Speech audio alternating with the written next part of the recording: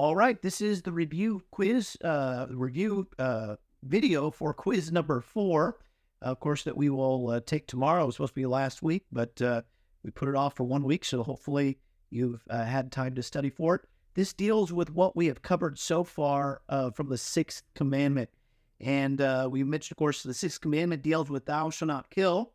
And we talked about the fact that law and order are the responsibilities of all good men.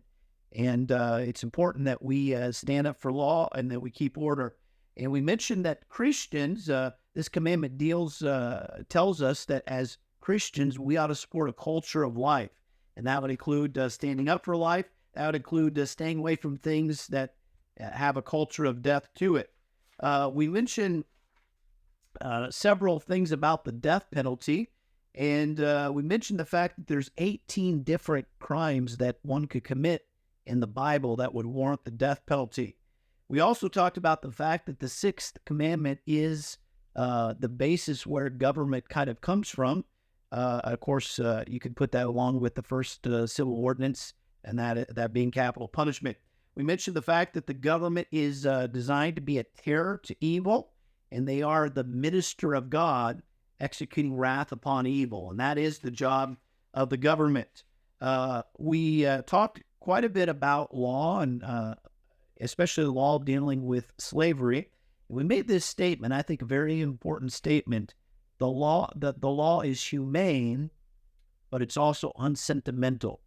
And oftentimes today, we kind of get sentimental, especially in the area of death penalty.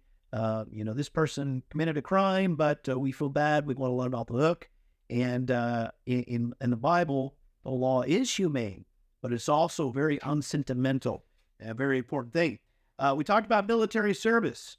In biblical law, all men 20 years old and older could be called upon for military service. Of course, they all weren't in the military, but they could be drafted if they were needed. There were some exemptions, of course, in military law. If a person had a brand new house, if they had planted a vineyard, not enjoyed the fruits thereof, if they had betrothed the wife and hadn't taken her, if they were fearful or faint-hearted. We also mentioned that a newly married man could not go to war for a year. And of course, we made quite a big deal about the fact that he was supposed to cheer up his wife. And that was supposed to be done in that year. We also mentioned that there was one class of people that were exempt from the draft, and that was the priests and Levites. They could not be drafted in the military. However, some of the priests did fight, and we mentioned Jehoiada being one of the fighting priests in Israel. We also mentioned the fact that Israel was not allowed to have horses and chariots. God strictly forbidden them from having that. They were supposed to rely upon God in His strength, not upon horses and chariots.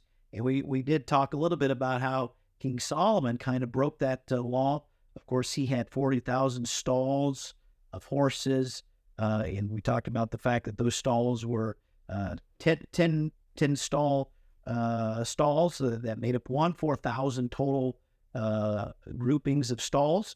And, of course, that was way more chariot horses than a king should have. And so a lot of the different concepts there that kind of gives you a smattering of ideas that you should know for this quiz.